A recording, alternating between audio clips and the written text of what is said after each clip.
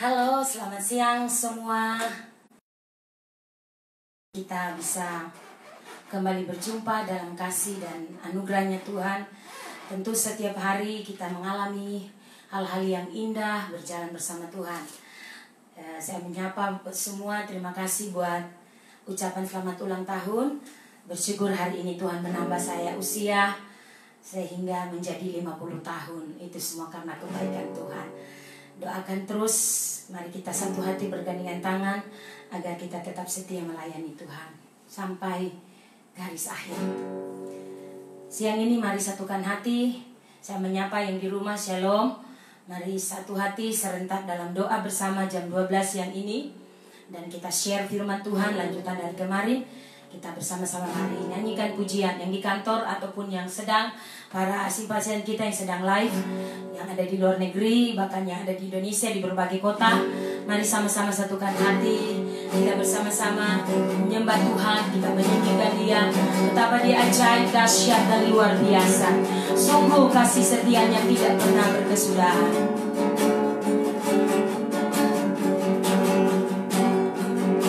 Haleluya Tuhan, terima kasih.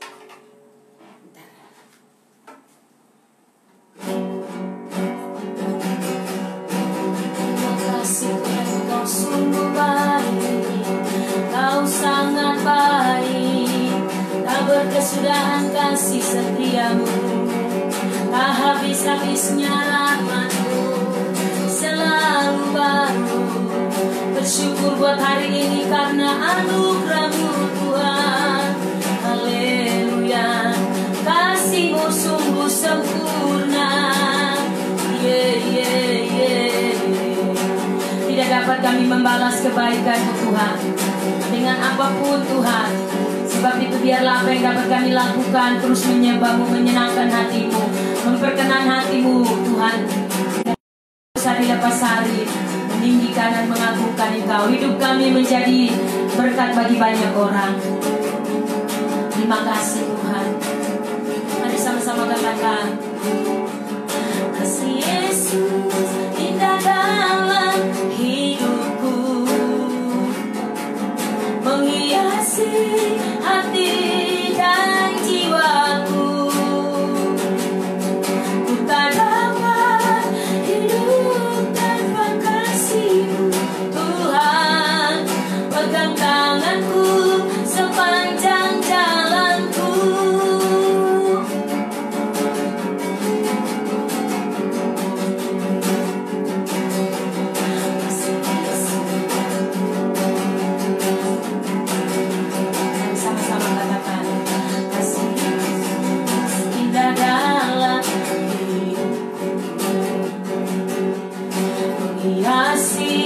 Hati dan jiwaku, amin.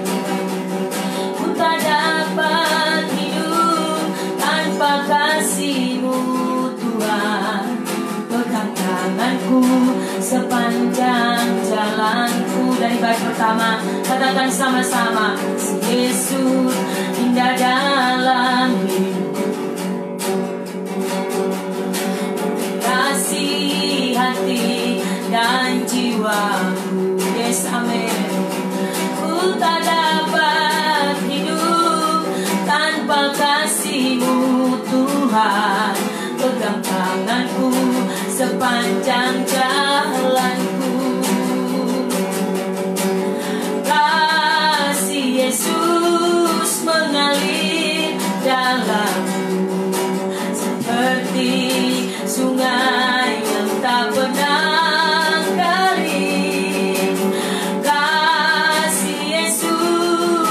beban hatimu. Dalam kasih-Mu ku merasa teduh. Kasih Yesus, kasih Yesus mengalir dalamku seperti sungai yang tak pernah kering. Kasih Yesus membeban hati. Dalam kasih-Mu ku merasa teduh.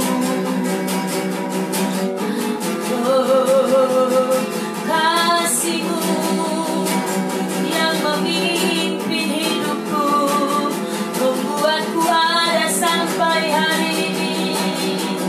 Haleluya, haleluya. Terima kasih Tuhan buat anugerah-Mu. Terima kasih Bapa. Kasih-Mu begitu indah dalam hidup kami. Terima kasih penyertaan-Mu yang sempurna atas hidupku. Di dalam pelayanan yang Engkau percayakan, ku bersyukur. Bukan oleh kuat dan gagahku, namun oleh Roh-Mu Tuhan. Haleluya. Terima kasih Tuhan. Dengan apa kataku atas kepada Tuhan. Oh Jesus, terima kasih Tuhan hari ini. Anugerah-Mu yang luar biasa atas hidupku. Bersyukur Tuhan buat pemeliharaan-Mu. Bersyukur buat segala yang Kau lakukan dan kerjakan dalam hidupku. Ada hari ini semua karena anugerah-Mu. Di titik ini aku sadar bukan oleh karena kuat dan gagahku. Semua karena anugerah-Mu semata-mata. Aku tidak akan lupa itu Tuhan. Aku berjanji akan tetap setia melayani-Mu Tuhan. Biarlah hidupku menggenapi firman-Mu. Shikadalah bayar dalam tiada mata karya dalam.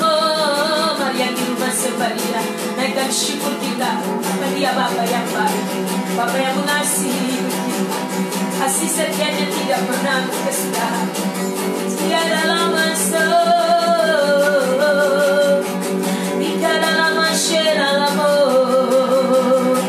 kami bersyukur.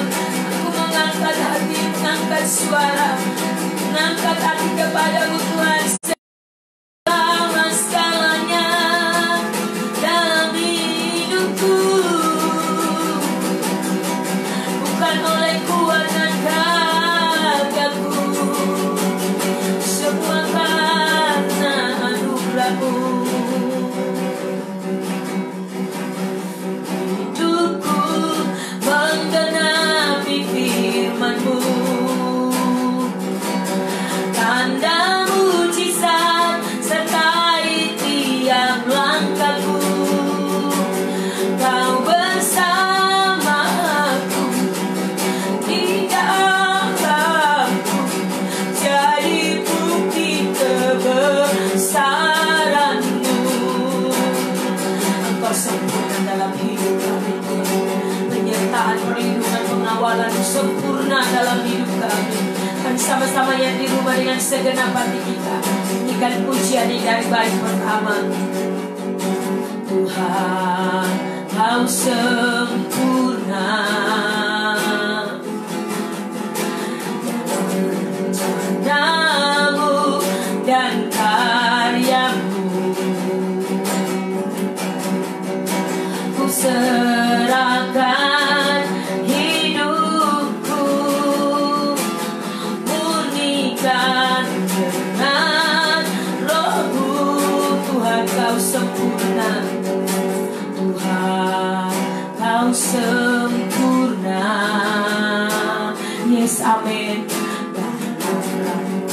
Rencana-Mu dan karya-Mu, ku serahkan hidupku.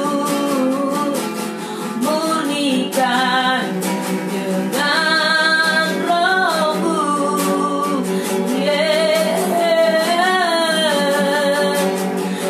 Hidupku firman-Mu. Dan mujizat sertai tiap langkahku. Yes, amin. Kau bersamaku di dalamku, jadi bukti kebesaran-Mu. Hidupku menggenapi firman-Mu. Tanda mujizat sertai tiap langkahku. Kau bersamaku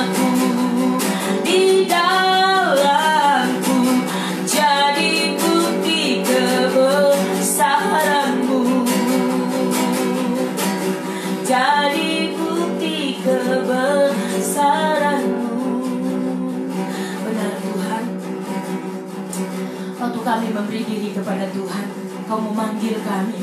Cara pribadi hamba hari ini ada di titik ini, melewati berbagai proses. Aku bersyukur Tuhan, Kau begitu baik, Kau Bapa yang baik, Kau Bapa yang menuntun aku, mengajar aku, membawa aku ke tempat-tempat yang indah. Di dalam hadirat-Mu Tuhan, dan hanya intim dengan Engkau adalah saat-saat yang sangat mengagumkan. Tidak ada tempat yang lebih indah, yang lebih luar biasa kecuali berada di dalam hadirat-Mu. Karena itu kerinduanku, kesukaanku menyembah-Mu, dan dalam hadirat-Mu ada jaminan hidupku. Aku bersyukur Bapa bersama jemaat umat Tuhan secara serentak live dari rumah-rumah, makanya ada di kantor yang lagi bekerja. Bersama-sama kami satu hati berdoa, Tuhan biarlah siang ini kami satukan hati, kami membawa hidup kami pada Tuhan dan terus tersedia, dibangun, diselaraskan sehingga berakar kuat, makin teguh di dalam Engkau.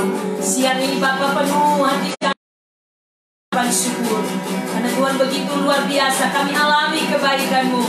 Dengan kami, kata-kata kami begitu terbatas untuk menceritakan, mengungkapkan, tapi kami berkata, Tuhan Engkau sungguh luar biasa, Engkau sungguh baik. Kami bersyukur siang ini Bapa.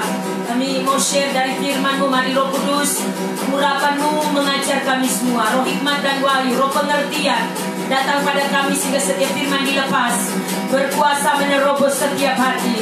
Terjadi perubahan, terjadi restorasi.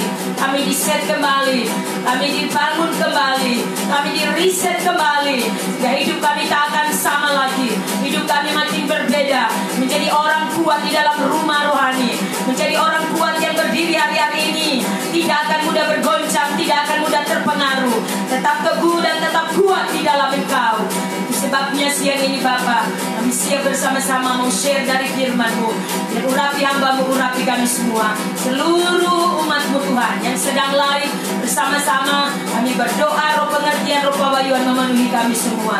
Hanya firman-Mu yang ditinggikan, hanya firman-Mu menjadi pusat pemberitaan kami. Yesus yang kami ceritakan, sehingga terbangun di dalam hidup kami. Roh Kristus itu menjadi nyata. Kami menjadi orang-orang yang berbeda, menjadi tanda dan alamat. Terima kasih Bapa, kami bersyukur siang ini. Di dalam nama Yesus kami berdoa mengucap syukur untuk hari ini. Betapa Tuhan ajaib. Terima kasih Bapa, dalam nama-Mu kami berdoa, kami sambut firman Tuhan. Haleluya. Amin.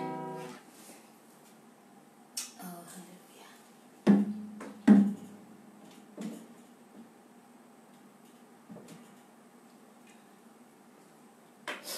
Bersyukur kepada Tuhan, Tuhan begitu baik buat kita sehingga kita ada hari ini semua karena anugerah Tuhan. Mari bersama-sama kita kembali lagi bersedia, kita membuka kita membuka catatan kita bersama-sama apa yang Tuhan terus bicara, membangun kita melalui kebenaran, membangun hidup yang akurat dalam kebenaran firman Tuhan.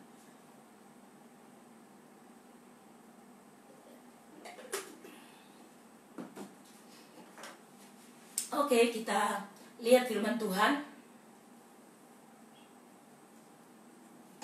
Kita lihat dalam Kolose pasal 2. Kita lihat di dalam Kolose pasal 2, ya. Kolose pasal 2, kita lihat bersama-sama di situ. Di Kolose pasal 2, ayatnya yang ke-6 dan ayat yang ke-7, kita baca bersama-sama di situ. Kepenuhan hidup dalam Kristus. Nah, kita berkata, kamu telah menerima Kristus Yesus. Saya ulangi sekali lagi, sorry. Kamu telah menerima Kristus Yesus Tuhan kita. Karena itu, hendaklah hidupmu tetap di dalam Dia. Hendaklah kamu berakar di dalam Dia dan dibangun di atas Dia. Hendaklah kamu bertambah teguh dalam iman yang telah diajarkan kepadamu. Dan hendaklah hatimu melimpah dengan syukur. Amin. Kita dari pembacaan kita ini, kita sadar bahwa dari hari ke hari kita terus dibangun dengan materialnya adalah firman Tuhan. Firman terus mengajar kita, firman itu adalah Dia sendiri, sehingga menjadi terpola dalam hidup kita. Kehidupan Kristus itu menjadi nyata, menjadi terpola dalam seluruh kehidupan kita. Itu sebabnya di sini di ayat yang Keenam, kamu telah menerima Kristus. Artinya bahwa kehidupan kekristenan kita itu sudah sejak lahir. Bahkan orang tua kita, nenek moyang kita sudah Kristen. Alkitab di sini berkata, karena itu hendaklah hidupmu tetap di dalam Dia.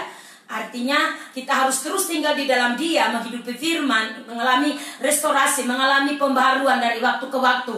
Sehingga Kristen biasa-biasa, menjadi orang percaya hanya sekedar KTP, tapi kita menjadi Kristen yang berbeda, yang membawa dampak, membawa pengaruh bagi orang lain, membawa pengaruh bagi sekitar kita, bagi kota kita di mana kita berada, dan kita menjadi berkat. Itu sebabnya di sini dikatakan, karena itu hendaklah hidupmu tetap di dalam Dia. Ayat yang ke-7 dikatakan bahwa hendaklah kamu berakar di dalam Dia. Artinya ketika hidup kita tertanam di dalam Dia, seperti diibaratkan pohon itu ditanam di dalam Dia, tertanam di dalam Dia, maka pohon itu harus berakar kuat. Kita berharap bahwa hidup kita pun dari waktu ke waktu dengan firman itu disampaikan, firman itu diberitahukan, diajarkan, dimodelkan, dimentor, firman diimpartasi pada kita. Kita percaya kita makin berakar. Kalau pohon itu berakar kuat, angin badai datang tidak akan mudah rubuh, tidak akan mudah tumbang. Ya, seperti itu juga kehidupan kita. Oleh karena itu di sini dikatakan, dan dibangun di atas Dia. Dibangun di atas dasar Dia adalah Kristus. Alkitab berkata dalam Matius pasal 16 ayat 18, dibangun di atas batu karang, yaitu Yesus. Batu karang itu adalah gambaran Yesus itu sendiri. Sehingga Allah mau tidak akan berkuasa. Sebegitu kuatnya gereja, karena gereja tidak lagi berjalan biasa-biasa, tapi di dalam mereka ada kuasa. Mereka beroperasi dari kuasa ruang tahta itu. Mereka beroperasi dari kuasa yang tidak terbatas itu, yaitu kuasa Tuhan Yesus. Oleh karena itu, hendaklah kamu bertambah teguh dalam iman. Diharapkan untuk kita, Paulus berbicara kepada jemaat di Kolose untuk hendaklah jemaat bertambah kuat, bertambah teguh. Karena firman menjadi dasar. Apa yang membuat kita dasar kita berharap? Firman itu menjadi dasar kita untuk menjadi teguh, bertambah teguh dalam iman dan yang sudah diajarkan. Jadi tanpa ada sesuatu yang diajarkan, itu tidak akan mungkin iman bertambah teguh. Karena itu saya beritahu buat jemaat semua, beberapa tahun terakhir ini Mam terus fokus membangun kehidupan rohani jemaat, dan saya berharap imanmu makin bertambah teguh, imanmu makin kuat, makin berakar di dalam Kristus. Dan itu bukan berarti engkau menjadi lengah dan engkau menjadi puas dengan yang ada, tapi teruslah hidupmu di-set. Ketika kita mendapatkan arahan 7 bulan ke depan, maka pastikan kita terus mengembangkan kesadaran akan Tuhan. Kita terus di-set, diselaraskan, sehingga frekuensi kita menjadi sama. Amin.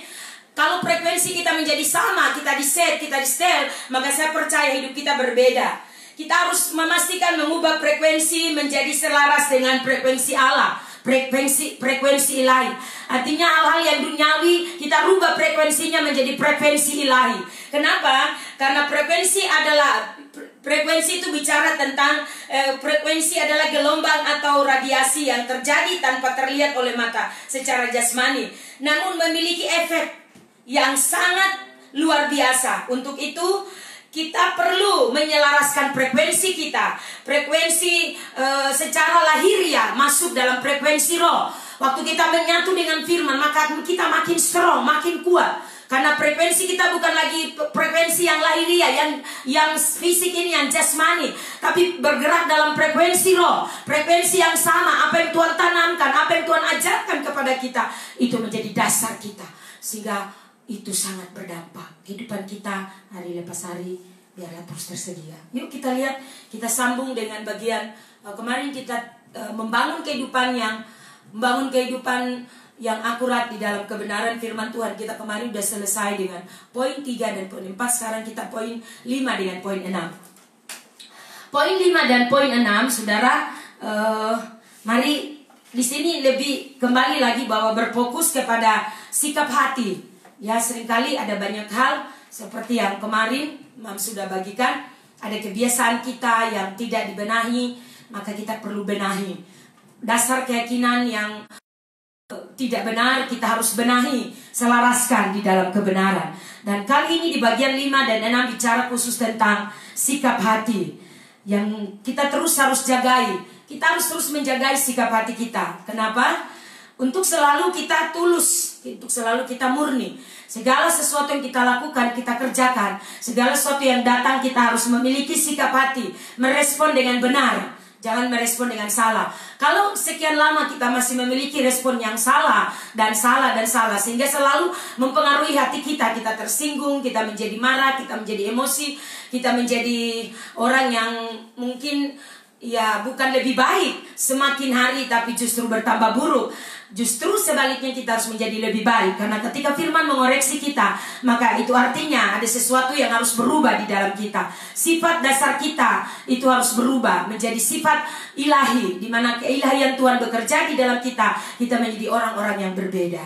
Amin. Jadi di poin 5 dan 6 ini, di dalam pembacaan Mazmur 18 ayat 24 sampai 26 dikatakan begini. Karena itu Tuhan membalas kepadaku sesuai dengan kebenaranku, sesuai dengan kesucian tanganku di depan matanya.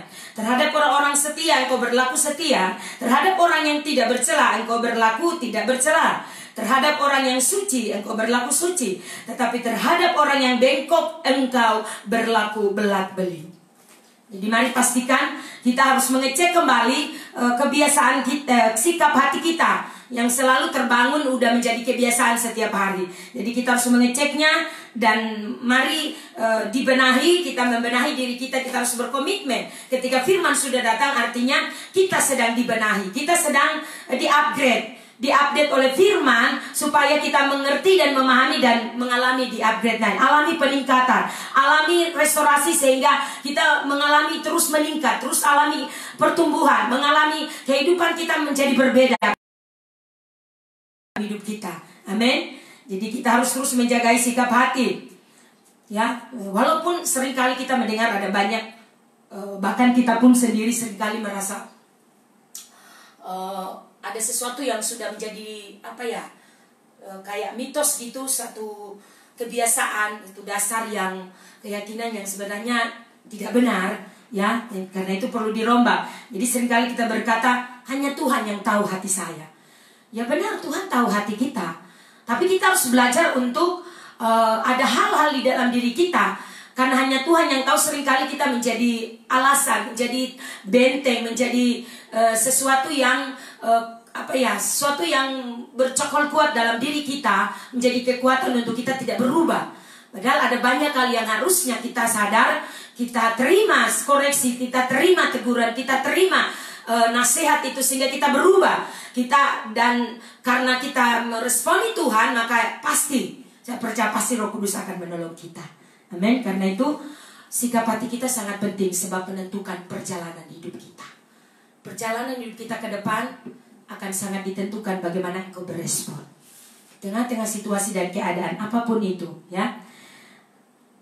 Karena sikap hati kita seringkali akibat tidak dibenahi, ada banyak hal yang harusnya kita sudah menikmati berkat, tetapi kita akhirnya harus mengalami banyak hal sebagai bentuk dari kesalahan kita, sebagai bentuk dari akibat sikap hati kita yang salah berespon, sehingga kita tidak mendapatkan momen penting dari apa yang sedang Tuhan kerjakan. Karena yang terjadi pasti penolakan, yang terjadi adalah kita mengelak, yang terjadi adalah sebuah pemberontakan, karena kita tidak taat, ya. Seandainya setiap kita terus bersedia untuk dibenahi agar hati kita selalu selaras dengan firman, saya sangat yakin bahwa orang yang bersangkutan akan menikmati perjalanan hidup yang diluruskan oleh Tuhan, ya, oleh Tuhan. Jadi selalu ada kemudahan.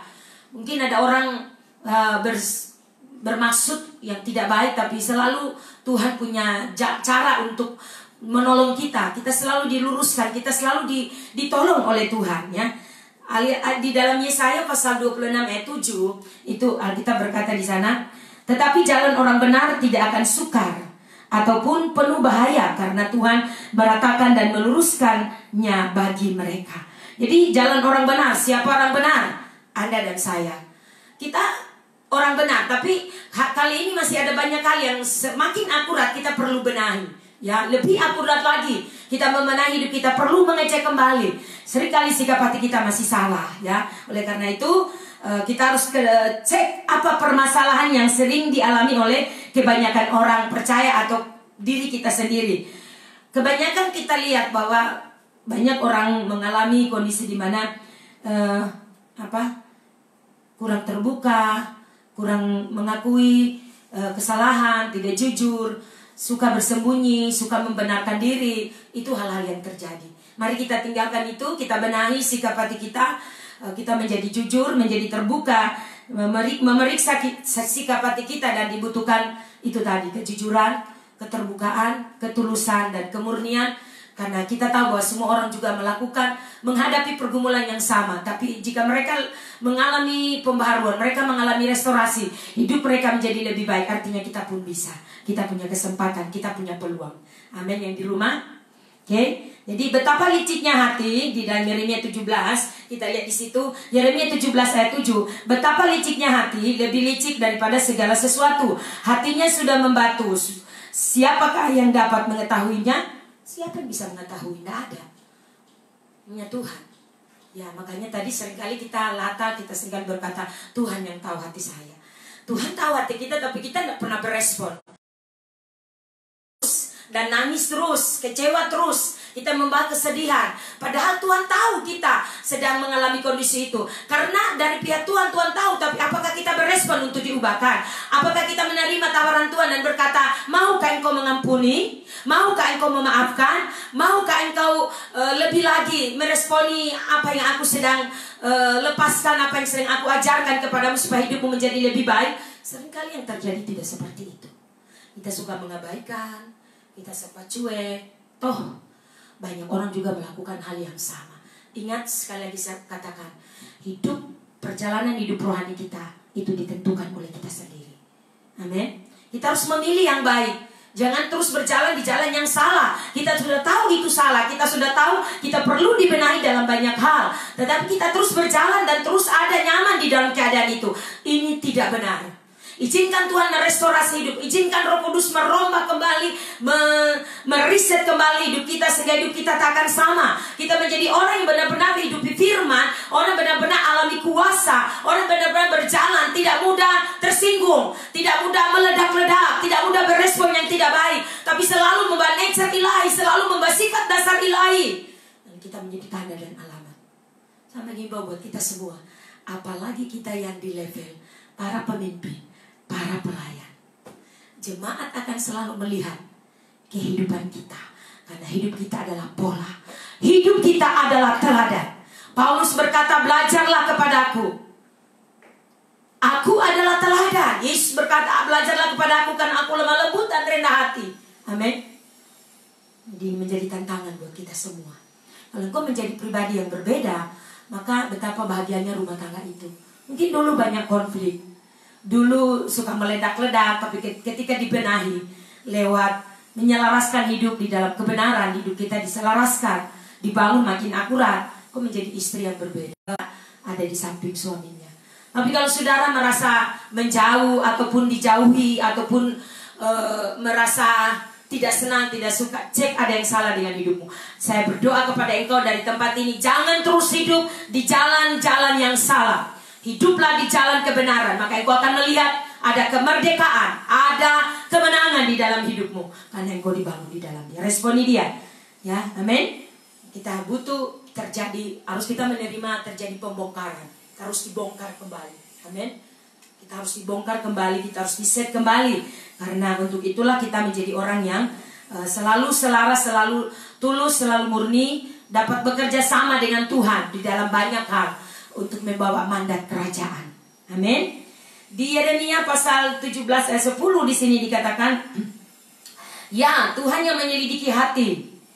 Aku Tuhan yang menyelidiki hati, yang menguji batin untuk memberi balasan kepada setiap orang setimpal dengan tingkah langkahnya, setimpal dengan hasil perbuatannya.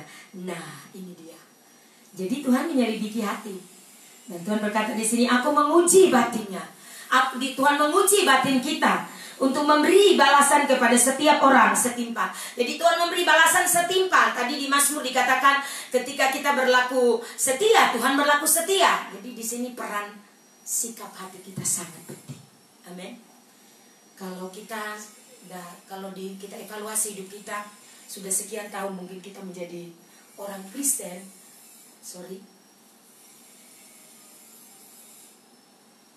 Tetapi hidup kita terus seperti itu, dan seperti itu.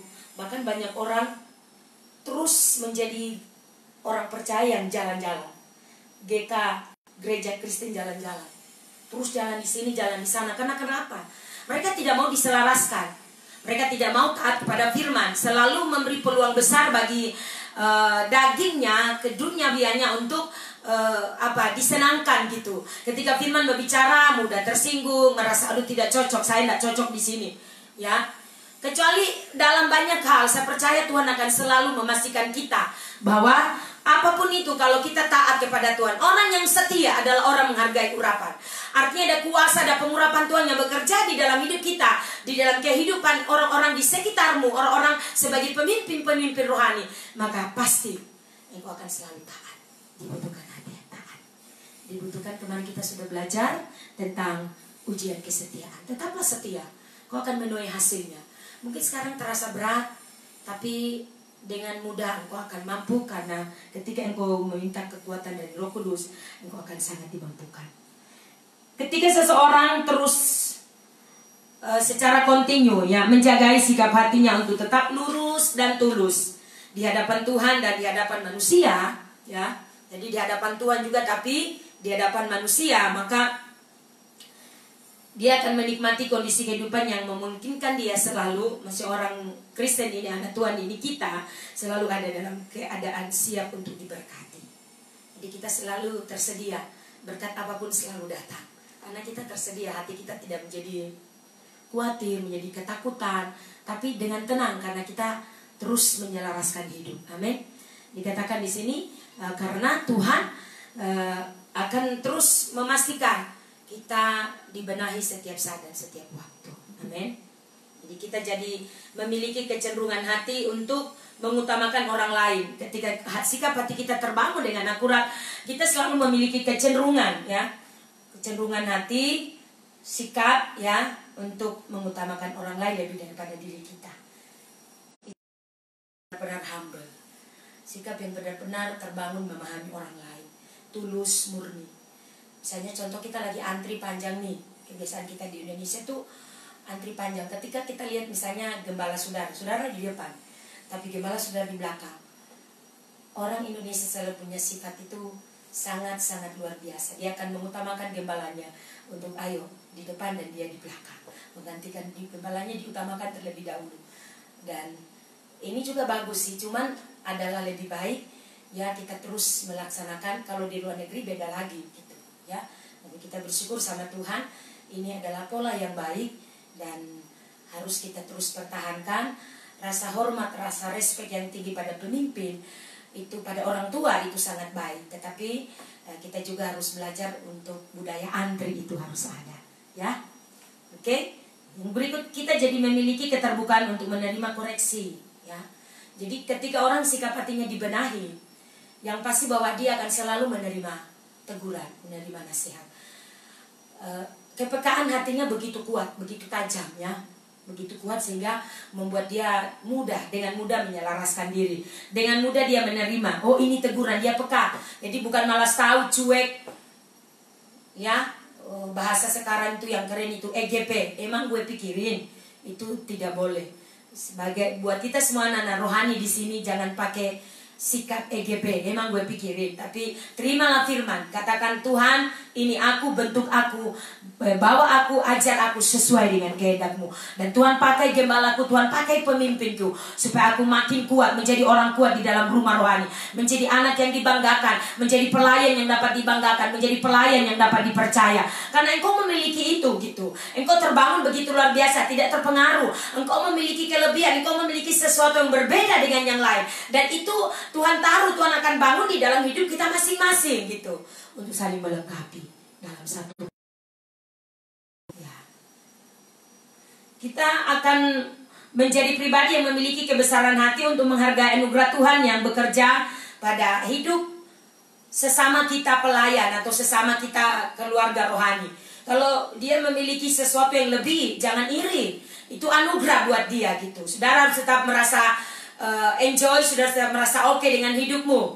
Jangan kita memiliki sikap yang hati yang salah, ya. Ini kita masuk dalam proses dibenahi, maka dampaknya adalah kita menghargai, ya, menghargai anugerah yang ada pada orang lain.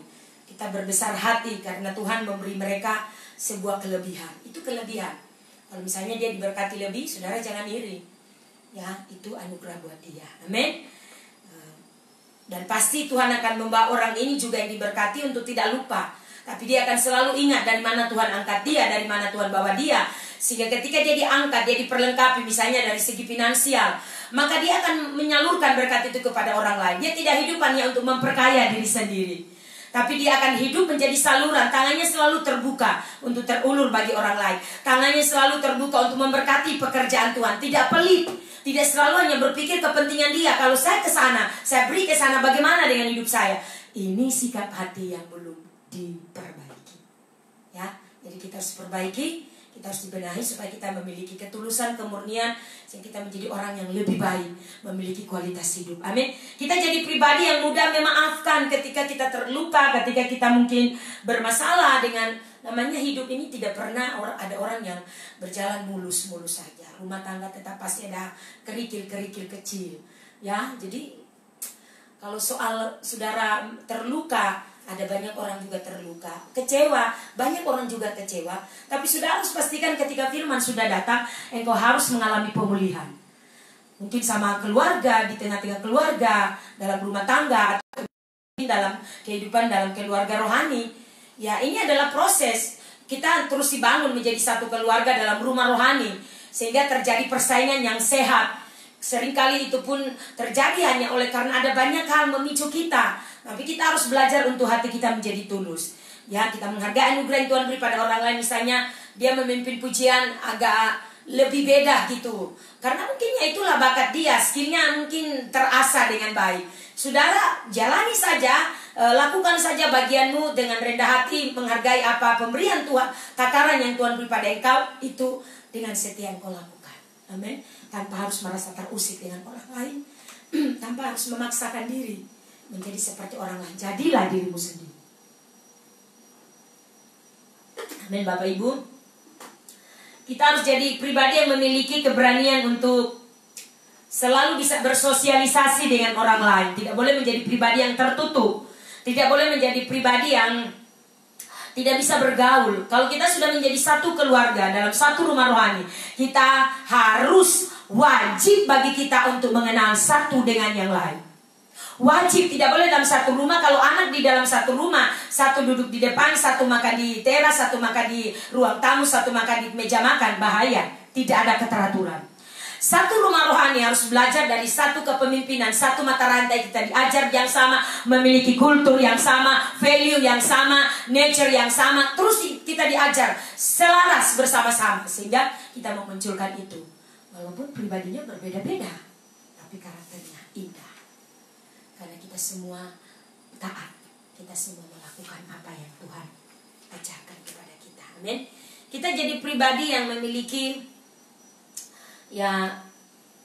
memiliki keterbukaan, kerelaan, sukacita untuk mengajarkan. Jadi ini spirit volunteer. Kita memiliki kerelaan untuk bekerja di dalam rumah rohani. Apa yang ditugaskan, dipercayakan oleh pemimpin di sini, saya harus berada di bawah komando beliau. Saya harus mendengarkan apa yang menjadi tugas. Lakukanlah dengan baik. Lakukan, jangan sampai terjadi kekacauan karena Anda tidak melakukan bagian dengan baik. Di saat-saat tertentu mungkin Mam take over, itu jangan komplain. Karena artinya ada hal-hal yang tidak bisa ditolerir, Mam harus take over. Jadi kita harus belajar untuk selalu mendengarkan arahan satu mata rantai, satu komando, sehingga kita tidak menjadi kacau. Amin. Walaupun mungkin di bawah Mamnya ada bagian-bagian, tapi memastikan bahwa Mam sudah memastikan bahwa mereka adalah orang-orang terseleksi. Dan mereka harus bisa bekerja sama. Memang keputusan tertinggi selalu ada di Mam sebagai pemimpin dengan Bapak. Tapi selalu di sini kita tidak memiliki sikap mendiskriminasi, tetapi kita memberikan jalan keluar. Kita selalu tersedia untuk membawa rekonsiliasi, sebuah pemulihan, ya, bukan diskriminasi. Kita mendiskriminasi orang, dah. Kita sedang melihat bahwa Tuhan akan membawa, Tuhan akan kegerakan ini akan terus menarik orang-orang, dan kita harus siap. Mereka datang dengan pakaian compang-camping dengan pola mereka. Kita harus siap untuk membenahi hidup mereka. Kita harus siap berdiri sebagai para pemimpin, staf kepemimpinan, staf pelayan di sini untuk berdiri bersama-sama, melucuti, membersihkan mereka, membenahi hidup mereka, mengubah pola mereka sehingga nature mereka, sifat dasar yang lama diubah menjadi sifat dasar yang ilahi. Kita menjadi orang-orang yang sama, nature, value-nya sama, kultur sama. Kita ada terhubung di dalam rumah rohani. Amin. Saudara, saya percaya kita semua bersedia. Jadi kita dimulai dari kita yang anak-anak rohani yang sudah tersedia nih, bersiaplah karena Tuhan akan kirim orang-orang yang rindu bertumbuh, rindu bergabung dengan kita. Tetapi bukan berarti di sini kita mempengaruhi orang-orang, tapi mereka melihat ada sesuatu, ada nilai, ada pola di sini terbangun, dan orang-orang yang haus akan kebenaran mereka akan datang. Dan jika mereka adalah orang ditentukan oleh Tuhan, dibangun, dan kita bersama-sama bergandengan tangan dalam agenda Tuhan, saya percaya dia akan berkomitmen. Tidak ada kata alasan apapun. Tapi jika tidak, pasti juga dengan sendirinya. Karena kita di sini terus mindset, frekuensi Tuhan harus terus sama di tempat ini. Kita tidak boleh bawa frekuensi dunia, frekuensi yang lain. Karena itu dengan sendirinya dia akan tereliminasi dengan cara Tuhan. Bukan kita mengusir orang, tapi cara Tuhan akan terus mengeliminasi orang-orang yang tidak bisa diselaraskan dengan cara Tuhan. Dengar baik-baik, dengan cara Tuhan mereka akan dibawa keluar. Itu yang pasti.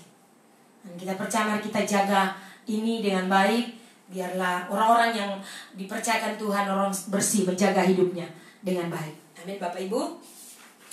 Sebentar kita akan melihat ada salah satu contoh yang sangat real.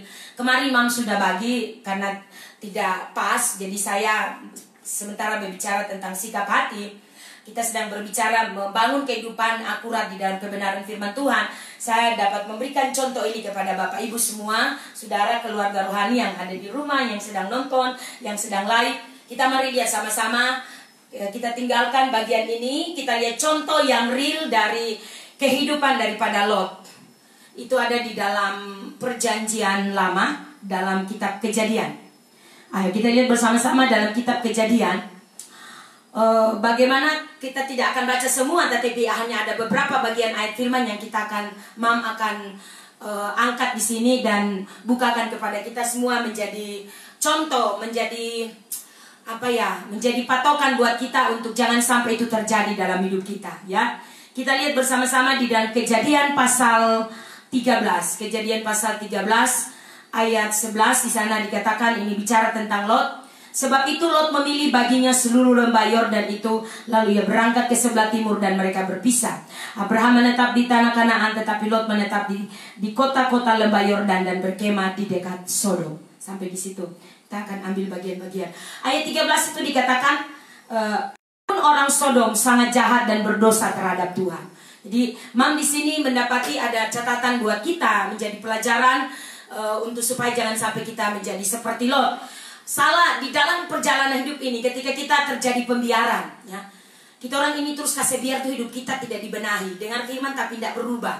Dengar firman sudah jadi familiar, jadi agamawi, luar biasa. Tapi kita selalu mengabaikan hal-hal yang sebenarnya sangat spesifik. Poin penting yang Roh Kudus mau ubah kita, mau baharu kita, Tuhan mau benahi hidup kita.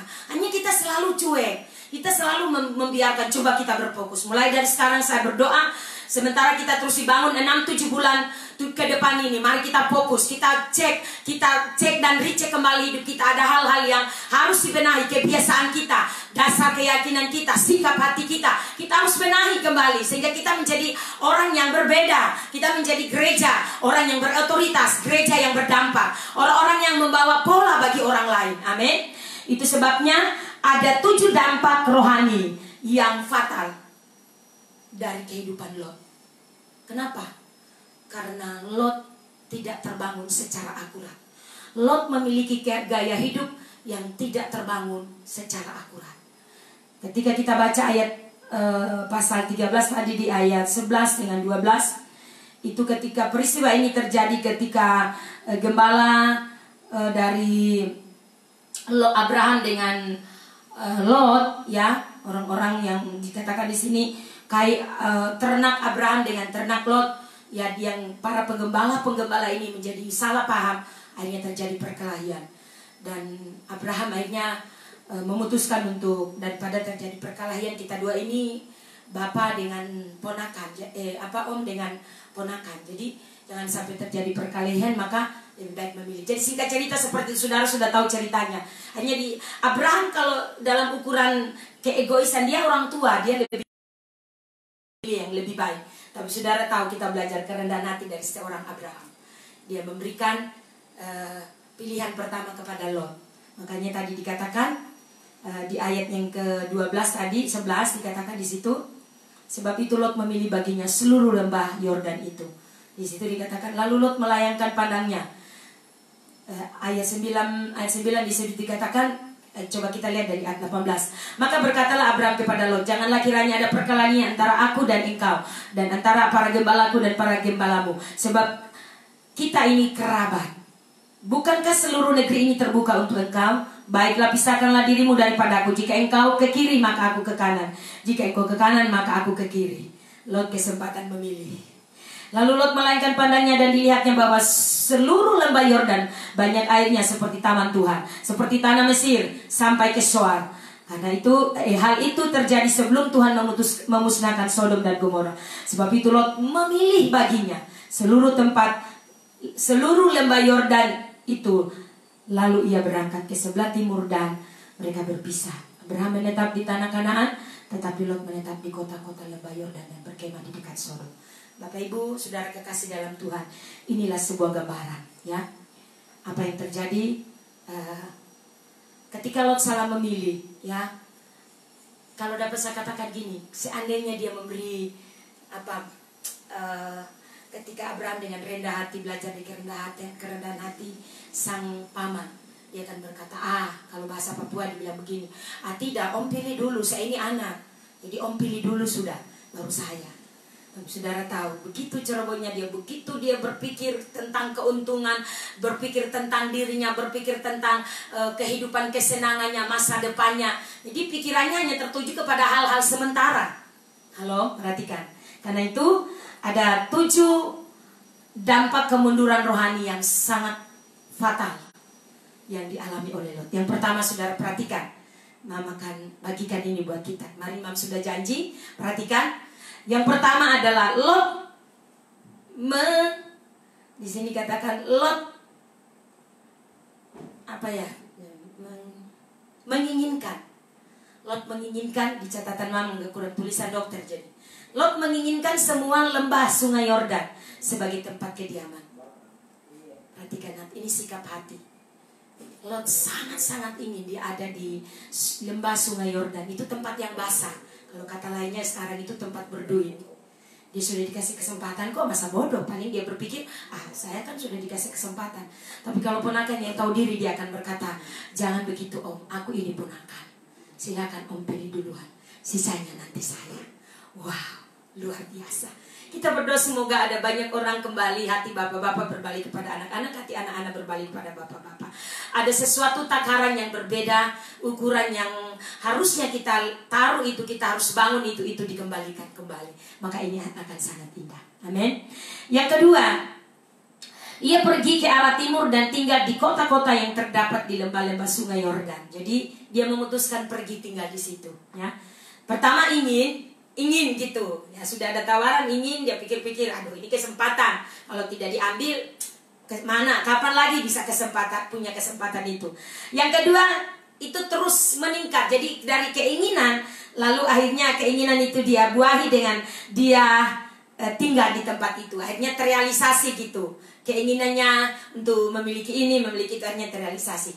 Banyak orang, sama kata saudara, pada waktu kita belum memiliki, pada waktu kita belum punya ini, punya itu, seringkali sebelum itu tuh kita berjanji, Tuhan, kalau saya dapat ini, saya akan setia, saya akan pakai motor supaya setia ke gereja melayani, saya akan pakai mobil supaya setia melayani, bahkan mobil ini saya bisa kasih untuk bisa dipakai. Cek hidupmu sekarang. Haleluya. Bahkan mungkin untuk kita para gembala, kita sudah begitu merasa berhasil, kita merasa wah luar biasa. Dulu tidak punya apa-apa, motor pun naik ojek ke sana kemari. Tapi kalau sekarang kau sudah diberkati, jaga hidup.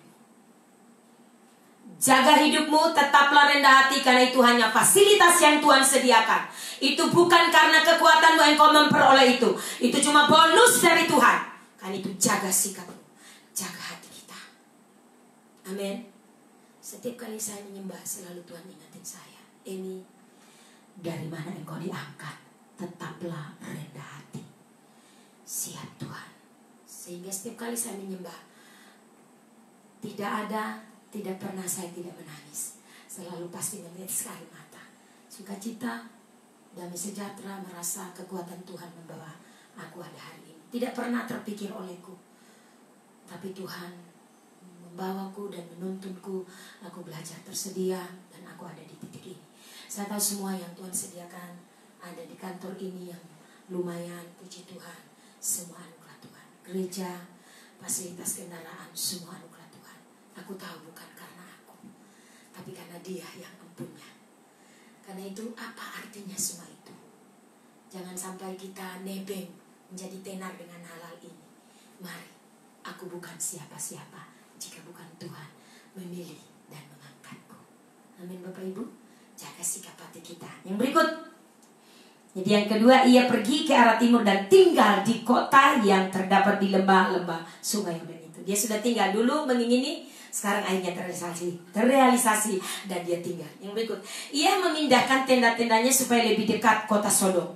Jadi dia lebih mendekat, dia artinya mencari pengaruh, ya, untuk memastikan dia lebih dekat dengan orang-orang penting di kota Sodom. Ya, dia ditawarkan untuk bisa menjadi salah satu orang penting di Sodom. Di kota Sodomnya. Di bagian keempat, yang keempat adalah Lot makin mundur lagi karena pada akhirnya memilih untuk tinggal di tengah-tengah kota maksiat Sodom. Dia makin mengalami kemunduran, saudara. Ya, ketika dia ada di antara orang-orang yang bukan membangun hidupnya, tapi menghancurkan.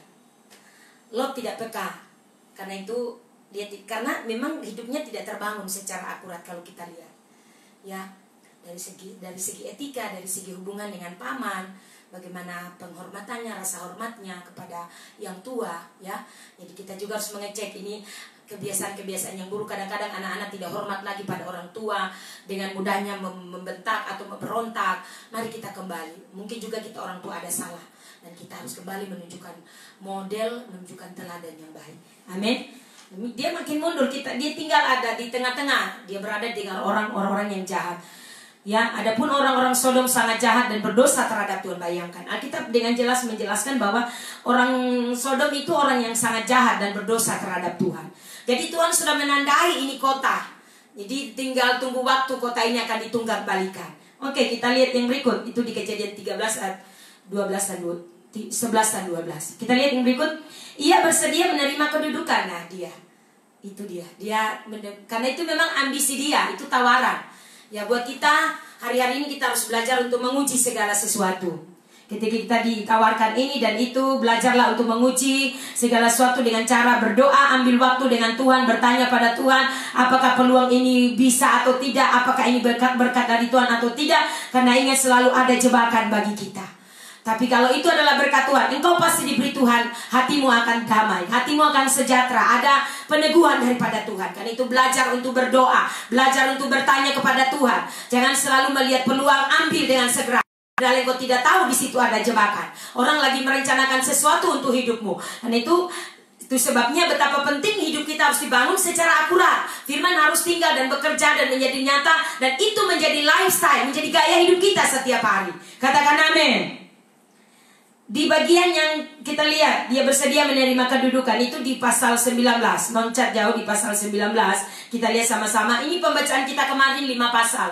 Dan itu sangat merema buat saya. Dan hari ini saya bagikan buat saudara. Kedua malaikat itu tiba di Sodom. Pada waktu petang, Lot sedang duduk di pintu gerbang Sodom. Dan ketika melihat mereka, bangunlah ia menyongsong mereka, lalu sujud dengan mukanya sampai ke tanah. Nah, kita lihat di situ. Jadi Lot memiliki pengaruh. Dia adalah pemimpin atau penatua dalam kota Sodom yang penuh dengan kejahatan. Bayangkan, satu orang Semua orang yang hidup dalam kejahatan, bagaimana dia bisa mempengaruhi mereka ya? Sementara kehidupan yang tidak akurat, sementara kehidupan yang benar-benar, ya itu tujuannya hanya hal yang dunia. Perhatikan baik-baik. Kalau tujuanmu hanya mengejar hal-hal yang dunia, kau tidak membawa hidup yang terbangun akurat. Engkau bukan mempengaruhi, tetapi engkau dipengaruhi. Ya, otomatis dia terkontaminasi. Hidupnya seperti apa saudara bisa bayangkan? Kalau bahasanya sama, masih puji Tuhan, haleluya, sudah ada di tengah segala bahasa kebun binatang, apa segala macam bahasanya sudah tidak sama. Wow, itu sangat tidak mungkin ya. Karena itu mari kita belajar. Ini kemunduran yang terus makin fatal. Di poin ke-6, pada akhirnya Lot kehilangan segala sesuatu yang dimilikinya di kota Sodom, bahkan istrinya juga. Jadi kalau kita perhatikan, ini terus meningkat. Di ayat 1 pasal 19 itu di situ diceritakan bagaimana ketika Lot kedatangan 2 tamu. Ya, serta di ayat 2 dikatakan serta berkata, "Tuan, silakan singgah ke rumah hambamu ini, bermalamlah di sini dan basuhlah kakimu, maka besok pagi tuan boleh melanjutkan perjalanannya." Jawab mereka, "Tidak, kami akan bermalam di tanah lapang." Karena ini bukan orang-orang sembarang, ini orang tahu gitu, orang-orang utusan. Tetapi karena ia sangat mendesak mereka, singgahlah mereka dan masuk ke dalam rumahnya. Kemudian ia menyediakan hidangan bagi mereka. Ia membakar roti, ya dikatakan, ia membakar roti dan seterusnya, ya. Ia membakar roti yang, tetapi karena ia sangat mendesak mereka, sangatlah ayat 3. Mereka dan masuk ke dalam rumahnya, kemudian ia menyediakan hidangan bagi mereka. Ia membakar roti yang tidak beragi, lalu mereka makan. Tapi sebelum mereka tidur, orang-orang lelaki dari kota Sodom itu, dari yang muda sampai yang tua, bahkan seluruh kota tidak ada yang terkecuali, datang mengepung rumah itu. Mereka berseru kepada Lot, "Di mana orang-orang yang datang kepadamu malam ini? Bawalah mereka keluar kepada kami, supaya kami pakai." Bayangkan saudara, saking jahatnya kota itu, begitu jahat, dan kita berkata mereka betul-betul jahat dan sangat berdosa di mata Tuhan, ya, di hadapan Tuhan. Sebab itu 2 malaikat ini diutus untuk melihat kondisi keadaan di Sodom. Tapi saudara, kita balik di pembacaan yang sebelumnya, saudara akan temukan di situ bagaimana Abraham, sebab pamannya, ya, bersyafaat bagi kehidupan daripada Lot itu sendiri. Abraham bahkan sampai tawar-menawar, saudara, ya. Abraham dia membuat penawaran dari 50 terus turun 40, 45, 30 terus turun sampai mendapati angka 10, ya. Agak error HP-nya. Oke, jadi saudara, kita melihat di sini bahwa terus ia mengalami kemunduran. Berbahaya bagi kita ketika kita menjalani kehidupan yang tidak dibenahi. Penglihatan kita jadi kabur. Kita iring Tuhan tapi selalu punya hal-hal motivasi yang salah. Kadang-kadang hari ini baik, hari ini saudara benar-benar haus Tuhan, sungguh-sungguh Tuhan, besok sudah berubah. Saudara harus jaga stamina rohani, saudara harus jaga frekuensi. Jika Tuhan sudah memulai dalam hidupmu, engkau harus menjaganya dengan baik. Amin. Jadi berbahaya bagi kita. Ini yang dialami oleh Lot. Akhirnya Lot kehilangan segala sesuatu. Begitu terjadi, kota Sodom akan dimusnahkan. Artinya ketika tadi 2 orang diutus oleh Tuhan, doa daripada pamannya Abraham itu benar-benar menjadi doa yang luar biasa. Dia bersyafaat, Abraham bersyafaat kepada Tuhan, meminta ampun. Dia tawar-menawar dengan Tuhan dan percaya dia memiliki pengaruh yang sungguh luar biasa. Sehingga dengan belas kasih Tuhan, Tuhan luluh hatinya dari kehidupan yang buat Tuhan. Orang-orang ini terlalu bejat, orang-orang ini sudah sangat-sangat menyakiti hati Tuhan. Tuhan begitu muak dengan Sodom, ya, sehingga harus dimusnahkan. Dan pada saat itu Tuhan ingatlah doa Abraham dan menyelamatkan Lot dan keluarga. Bayangkan Bapak Ibu apa yang terjadi ketika kita diselamatkan, disuruh lari. Malaikat ini membawa mereka untuk lari pergi ke gunung. Dia masih tawar-menawar lagi, saudara. Waduh, ini orang ini memang betul-betul kehidupan yang manja, suka senang, hanya senang-senang. Berhati-hatilah kita jika kita tidak membangun hidup kita dengan akurat. Ya, hidup di dalam Tuhan betul kita diberi anugerah untuk menikmati, tapi seringkali kita lupa diri. Ya, kita harus terus menjadi orang-orang yang terlatih, menjadi orang-orang yang belajar untuk terus tersedia, mau dikoreksi, mau dibangun, dan menjadi alat Tuhan. Kita loncat aja di ayat yang ke-15, dikatakan begini. Ayat 15 dikatakan di sini, ketika 15 ya, ketika fajar telah menyingsing, kedua malaikat itu mendesak Lot supaya bersegera, katanya, bangunlah, bawa istrimu dan kedua anakmu yang ada di sini, supaya engkau jangan mati lenyap karena kedurjanaan kota ini.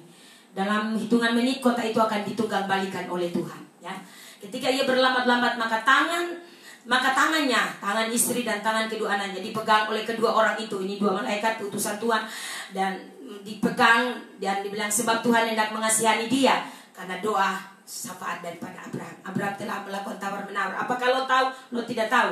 Itulah orang yang berdoa. Tidak perlu kita konfirmasi kepada orang. Pun kalau kita berdoa misalnya seperti sekarang kita sedang live, bukan karena supaya kita gagah-gagahan sama orang sehingga orang jadi nyinyir. Doa itu tidak perlu diketahui di dalam kamar aja. Ya benar. Tapi ini kondisi yang mendesak. Walaupun kita melakukan ini karena kita tahu ada tujuan, bukan kita mau sok-sokan di sini. Karena itu mari miliki hati yang rendah, mari bergabung, mari bersama-sama. Engkau di rumah, engkau di mana saja, mari berdoa. Kita sedang berdoa. Berdoa buat kota kita, berdoa bersyafaat bagi bangsa kita, berdoa bersyafaat bagi tanah Papua, bagi saudara-saudara kita yang mengalami kondisi terpapar virus corona. Mari kita berdoa, bukan soal kau benar, kau hebat, kau pendoa yang hebat, bukan. Tapi bagaimana ini faktor Tuhan. Faktor Tuhan. Tuhan harus terus bekerja melalui hidup orang-orang yang mau bernegosiasi dengan Tuhan. Perhatikan baik-baik. Orang yang mau bernegosiasi karena terdorong oleh belas kasih. Abraham tidak memperdulikan sifat kelakuan daripada keponakannya Lot, tapi dia melakukan bagiannya sebagai orang yang mau bernegosiasi, memiliki kasih yang dalam untuk dia peduli dengan keponakannya. Dia tidak bilang karena di sana ada keponakanku Lot Tuhan, tapi dia bilang seandainya di sana. Dia tawar-menawar dengan Tuhan. Amin. Alkitab di situ berkata, sebab Tuhan hendak mengasihani dia, lalu kedua orang itu menuntunnya keluar kota dan melepaskannya di sana. Sesudah kedua orang itu menuntun mereka sampai keluar, berkatalah seorang, larilah selama menoleh ke belakang dan janganlah berhenti dimanapun juga di lembah Yordan. Larilah ke pegunungan supaya engkau jangan mati lenyap. Saudara, 18 kata Lot kepada mereka, jangan kiranya demikian Tuanku, sungguh hambamu ini telah dikaruniai belas kasihan di hadapanmu, dan Tuanku telah berbuat kemurahan besar kepada aku. Memang ini orang, aduh Tuhan ampuni, memelihara hidup kita. Jika aku harus lari ke pegunungan, pastilah aku akan tersusul oleh bencana. Ini gambaran orang yang penuh dengan persungutan dalam hidup. Sudah dikasihani, masih lagi, oh haleluya, berlari aja. Kalau itu, ini seringkali kita banyak kalau akibat kehidupan kita, kehidupan yang tidak dibangun di dalam Tuhan, terlalu banyak alasan, tidak mau dibenahi oleh Tuhan, banyak alasan. Sehingga banyak masalah timbul, banyak sekali persoalan yang terjadi. Aku salah paham dengan orang, terjadi ini, terjadi itu, hidup tidak tenang, tidak damai. Bertobatlah hari ini. Kau harus memastikan ada damai di hatimu. Jangan ceroboh supaya kau tidak mengalami kemunduran rohani yang sangat fatal. Ayo bangkit di dalam roh. Bagian 6 ini pada akhirnya Lot kehilangan segala sesuatu yang dimilikinya. Apa yang dibangun di kota Sodom semua, mungkin kalau mau dibilang istana. Saya mau bicara sama saudara, apa yang ada di dunia ini hanya sementara. Hari-hari ini kita melihat kemarin kesaksian bagaimana seorang miliarder dari, kalau tidak salah dari Portugis di sana, bagaimana dia memiliki kekayaan yang luar biasa. Ketika mati akibat virus corona, kekayaan tidak bisa menjamin dia. Tidak ada orang datang, orang-orang yang mengenal dia sebagai orang yang kaya raya, tidak ada yang bisa menjenguk. Apa kata anaknya?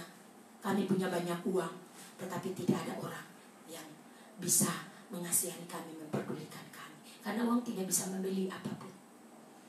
Jadi mari saya ingatkan saudara, ingatin anak-anak rohani, tetaplah rendah hati, tetaplah sadar kalau engkau diangkat Tuhan, diberkati Tuhan, itu karena Tuhan punya tujuan buat hidupmu.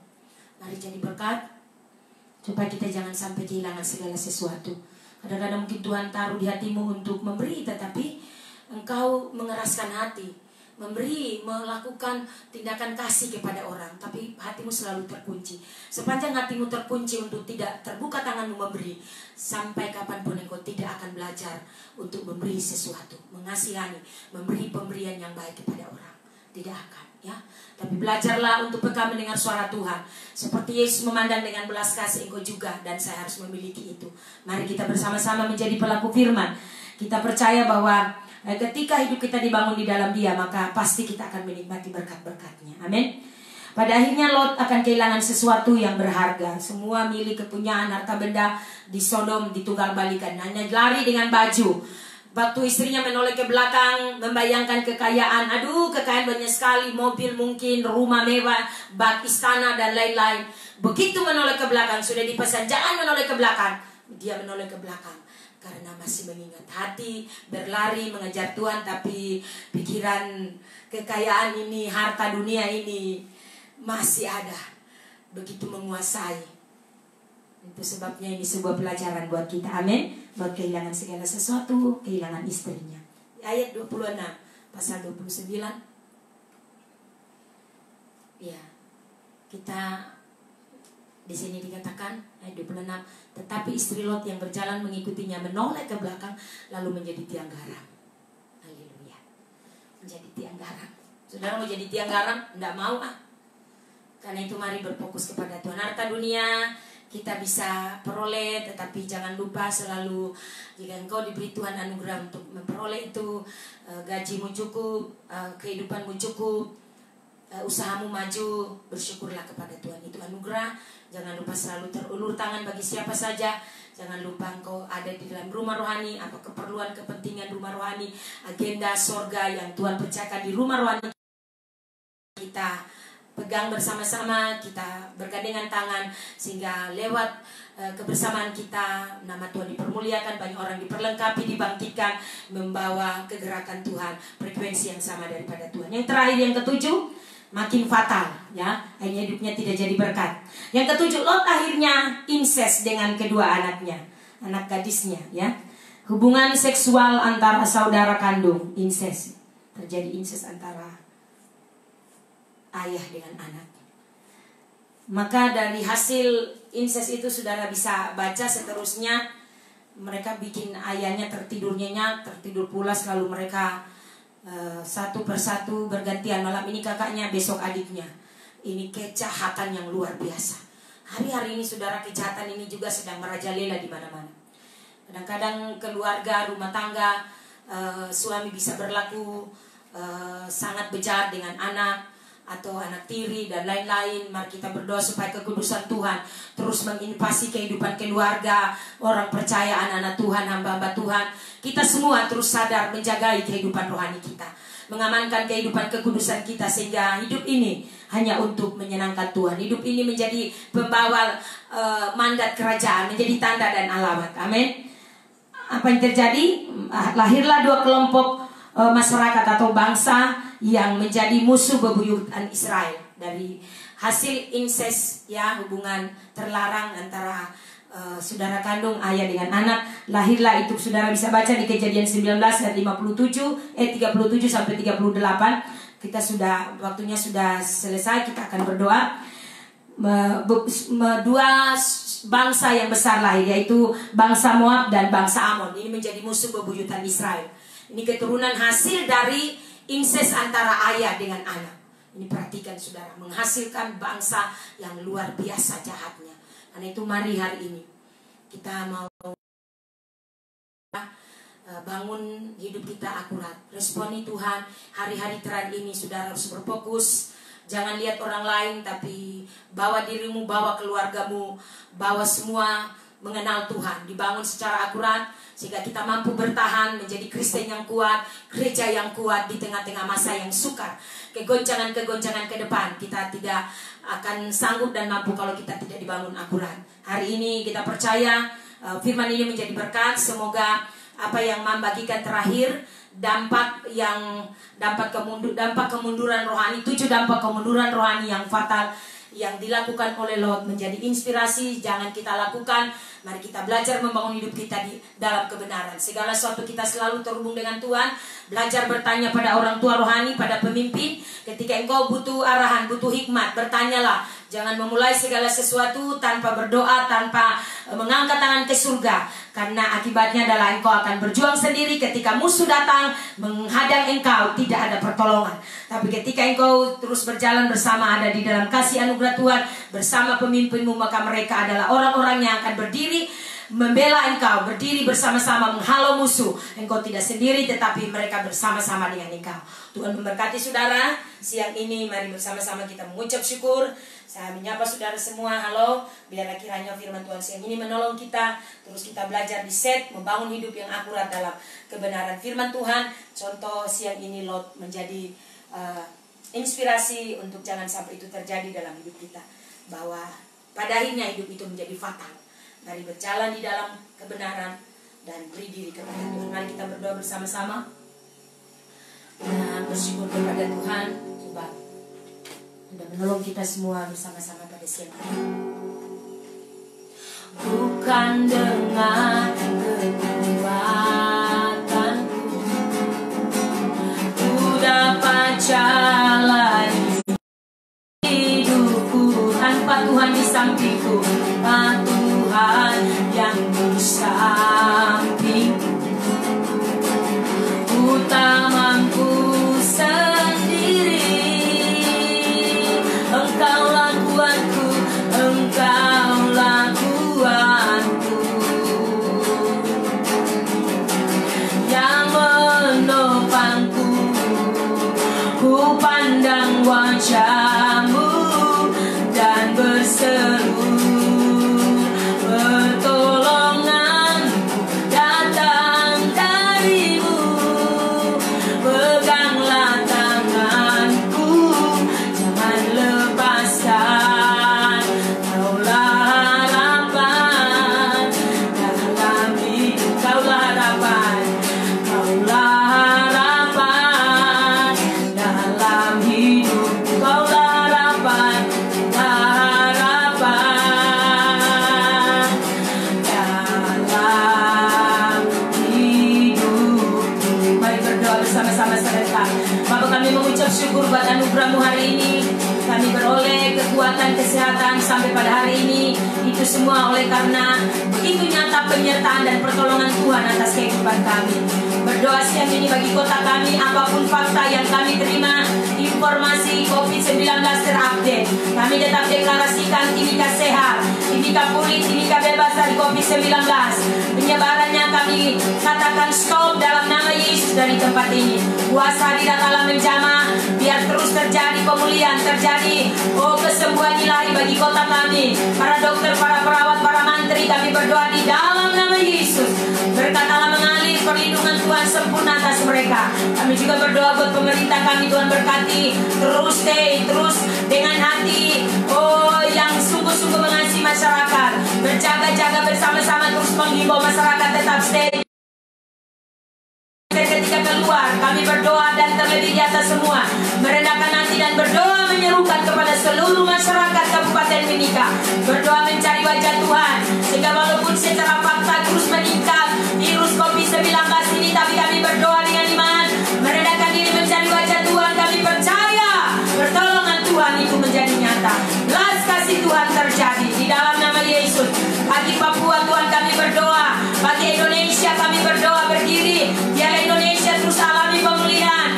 Bangsa kami, negeri kami Tuhan, dari pemimpin, presiden, wakil presiden, seluruh staf kepresidenan, para menteri, DPR, dari pusat sampai daerah-daerah, kami berdoa memberkati mereka, sehingga dalam semua program untuk membatasi penyebaran virus corona ini, kami berdoa di dalam nama Yesus dapat tercapai goalnya, sehingga semua kami bebas dari COVID-19 di dalam nama Yesus. Dan berbagai persoalan-persoalan bangsa dan negara kami, kami berdoa secara khusus. COVID corona ini telah menyentuh berbagai segi kehidupan masyarakat dan berdampak buruk berbagai kondisi yang ada secara khusus ekonomi. Kami berdoa dalam nama Yesus, Tuhan beri kami belas kasih, strategi yang Tuhan didapatkan oleh pemerintah untuk membuka lahan, sehingga bertahan di masa-masa tahun-tahun mendatang. Kami berdoa di dalam nama Yesus. Tuhan tolong campur tangan Ibu Menteri. Oh Tuhan, kami serahkan di dalam tangan-Mu semua staf kepresidenan bekerja dengan maksimal. Terima kasih Bapak buat negeri kami yang tercinta. Terima kasih Tuhan. Hamba berdoa para simpatisan kami yang terus secara menerus live di dalam siaran ini Tuhan. Seluruh anak-anak rohaniku di rumah-rumah mereka, di kantor lagi bekerja, Allah kiranya memberkati mereka, tetap terhubung satu dengan yang lain secara bersama-sama. Karena kami percaya ketika kami satu frekuensi terus mendorong keilahian Tuhan secara terus terjadi atas kota kami, atmosfer surgawi nyata di atas kota ini. Kami percaya fakta apapun dapat berubah karena Tuhan yang kami sembah, Tuhan yang ajaib. Firman kami lepaskan, firman kesembuhan dikata pravda lalabase terjadi di dalam nama Yesus. Timika sehat, timika bebas dari COVID-19 di dalam nama Yesus. Kami berdoa mengucap syukur. Terima kasih untuk seluruh anak-anak rohani yang selalu tersedia sudah memberkati di hari ulang tahun hari ini Tuhan. Terima kasih. Kami bersyukur berkat Allah mengalir di dalam hidup mereka, rumah tangga mereka, anak-anak mereka, pekerjaan mereka, masa muda mereka. Kami berdoa diberkati oleh Tuhan, tetap bersatu hati bergandengan tangan sehingga kami menjadi pola di kota ini. Kami menjadi pola bagi banyak orang. Di mana saja kami pergi, kami berada. Nama Tuhan ditinggikan, dipermuliakan. Demi nama Yesus kami berdoa mengucap syukur. Firman-Mu termeterai di dalam nama Yesus. Kami bersyukur, kami menutup doa kami siang ini dalam nama Tuhan Yesus. Haleluya. Amin. Oke Bapak Ibu Saudara, terima kasih, puji Tuhan. Tuhan begitu baik kepada kita. Kita bisa menyelesaikan dengan kekuatan daripada Tuhan siang hari ini. Terima kasih buat semua ucapan-ucapannya secara live dari tempat ini. Saya mengucapkan terima kasih kepada seluruh teman-teman yang secara bersama-sama terus bergandengan tangan. Kita saling bahu-membahu, saling menopang, saling mendukung. Saya berterima kasih. Tidak ada apapun yang lebih berharga yang dapat saya balas kepada saudara selain doa saya. Saudara juga terus diberkati, teman-teman gembala, para hamba-hamba Tuhan makin meningkat di dalam Tuhan. Mari menjadi orang yang selalu tersedia dan bergandengan tangan bersama-sama demi mandat kerajaan. Tuhan memberkati kita semua.